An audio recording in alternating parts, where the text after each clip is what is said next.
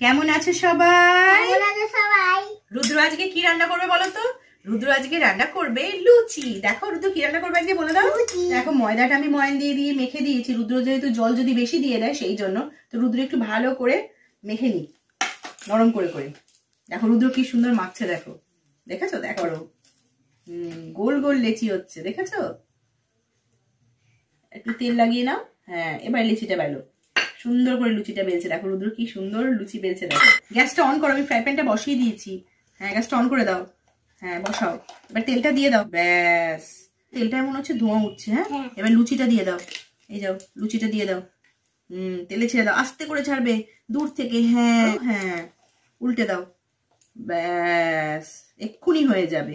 লুচি ভাজ দেখি কি করেছে তোমাদের রুদ্র। ছোট মানুষ যা রান্না করেছে খুব সুন্দর হয়েছে, কিন্তু দারুণ হয়েছে, জাস্ট দারুণ।